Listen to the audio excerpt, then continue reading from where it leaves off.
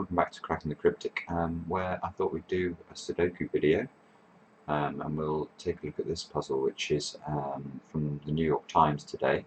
It's a hard Sudoku, just straight Sudoku. So New York Times puzzles, what do we know about these? Well, they're normally okay. They can have some a couple of nasty twists in them, but they tend to be relatively solvable using just standard techniques. So what I'm going to try and do is just that. I'm going to try and use pencil marks the way we always recommend and just see how far that takes us. So let's have a look.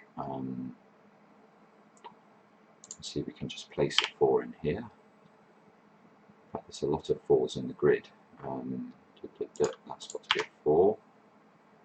And that's got yeah, okay. And with the New York Times, when you complete all of the numbers, so you can see I've got all of the 4s now in the grid, the font changes, which I find completely disconcerting, but anyway. Now, so that's the first pencil marks I've entered there, these 8s. You can see in any 3x3 block, if I'm able to restrict a number to only one of 2 positions, exactly 2 positions, then I will pencil mark, make these little entries here. And this 8 allows me to do that in this 3x3 block. And there are a few reasons for that. Well, and basically I think it's the most efficient way of recording information in any sort of standard Sudoku. And let's see if let's see what happens in this puzzle. I'm just going to make pencil mark 9s there, pencil mark 1s over here, look, pencil mark 7s there. What else? Oh, 2s over here, look, 2s. 5s and 9s here, so that's nice. That's once you get 2 pencil marks in 2 squares like this, we now know we have a 5-9 pair in this 3x3 nonet here, and that ought to be helpful. You can see that allows me to limit the 1s to one of these 2 cells, which now has an impact on this 3x3 block. This one and this one, force the 1 into the central column of the grid. Basically, this is the only square now that can take a 1 in this block. And we can now, that in fact has to be a 3 up there now, doesn't it? So let's put that in. 6 is down here, we can pencil mark. 6, 6, 6, like that. Right, what next? It feels like we should be able to do something more with 8s. 8s, 8. Yes, we can pencil mark 8s there. And that's going to give us an 8 here. And that's going to give us an 8 here, look. And that gives us an 8 here from the earlier pencil mark we made. So now we need 2, 6 and 7 across the top row of the grid, and you can see I can't see how to resolve that further. Let's make more use with this 8 here. That's going to force an 8 down into the bottom row there, so let's put that in. And 8s into these 2 positions. Okay, so 2, 6 and 7 to place here. Absolutely no way of making further progress with that.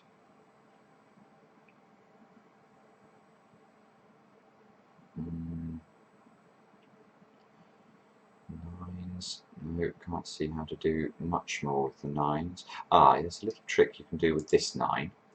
You can see this 9 means this 9, or this square cannot be a 9, which means that the 9 will be in one of these 3 squares in this bottom 3x3.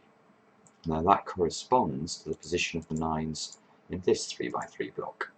So we know that the 9s in this 3x3 block are in columns 2 and 3, or 2 or 3, and the 9s in this 3x3 block are in columns 2 or 3. So that means that when we get the complete solution, there cannot be any 9s in these 4 squares. Because if we put a 9 in any of these 4 squares, we'll be forcing there to be nowhere to place a 9 in one of these 3x3 blocks. So the 9's got to be over here in column 1. Oops, which means we can pencil mark 9s like that. Now, if you reach this sort of position in a Sudoku solve and you're sort of not sure what the next step is, there are two choices. One of them is to look for rows and columns and 3x3 areas where you have an awful lot of given information. You can see there are several rows and columns here where we have at least 5 numbers. I'll just scan the grid now. I'm not actually seeing very much to do that we can do with those. So if you can't find anything to do like that, the other thing to look for is rows and columns that are effectively restricted. And so I'm actually looking here at the bottom row of the grid. You can see that we've only got 3 numbers in the bottom row, but I have this pair of 1s here and this pair of 6s here. So in fact, the bottom row of the grid, certainly as regards these 2 squares, it does have 5 numbers in it already, because it has the numbers 4, 7, 8, 1 and 6. It can't be a 1 or a 6 in either of these positions. So what does that tell us? We need to place 2, 3, 5 and 9. And this square, because we have a 5 and a 3 already in this column. So the only options left for this square are 2 and 9, but look, we have 9 pencil marks here. So this cannot contain a 9 and can only be a 2. Let's put that in. That might be, oh yeah, that gives us this 2 here immediately. Just pencil mark some 2s there, look. And the interaction of the 2s on this 3x3 block mean we can pencil mark 2s here. And now there's only one place the 2 can go in this 3x3 block, it can only go here. Let's put that in. And that means this has to be a 2. So now the top row of the grid needs to contain a 6 and a 7 still, and you can see we have a 7 here, so this cannot be a 7, this must therefore be a 6, and this is a 7, which means we can pencil mark 6s here, 7s, okay, we can look again at column 9, can't we, because we need, what do we need, 1, 6, 7 and 9, but again we can do exactly the same trick now. The 9 is effectively taken by one of these 9s, so this is only 1, 6 or 7, and look, we have a 1 and a 6 already in row 7, so this square has to be a 7, I think. Let's put that in. That means we can place a 7 there, look. Which means we can force this number now, because column 7 now, we're looking to place a 3, 5 and a 9 are the only numbers that can go in here. We can no longer have a 6, so this square here must be a 6. Remove that 6 there, remove that 7 there. We're looking for 3 and 5 as the other numbers down here, which I won't put in because you can see that they can actually go in 3 positions, not 2 positions, so it would be misleading if I was to label them. I don't like sort of polluting my notation. So that's 3, 5 there. This must be 1, 6 and 9 here. Again, I can't quite resolve that yet. What do we need here? 2, 6 and 7. I can place 2 pencil marks into those 2 positions, which does resolve those 2 there. It means we can place this 6 and that 6. And pencil mark 6s into these 2 positions. This must be 2 and 7. Now this is 2 and 7, but this 7 here resolves which way round that must go. And that allows us to place a 7 here, look, because of this 7 and this 7. And the moment I do that, I can also place this 8, because of the way the pencil marks work, which allows me to also place that 8. And there we get the change of font, so that's useful. So now we're looking for 3, 5 and 6 here. You can see the 5, this 5 here forces the 5 over into one of these 2 squares, which means this must be the 3, which means that's a 3 and that's a 5 and that's a 5 and that's a 6. Wow, so that's all looking relatively nice now. If we so desire, we can now make some pencil marks over on the right hand side of the grid there. Now, what would be the next obvious step? Well, this number, that has to be a 2, look. completes another number. This must be a 3. And this must be, what, a 5? Yeah, okay. Let's mark some 5s there. Oops, why did it do that? 5 in and 3 like that.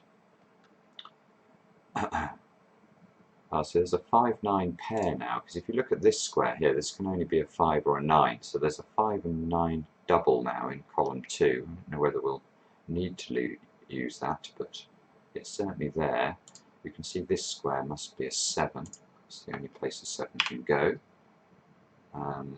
which means nearly there, it feels like.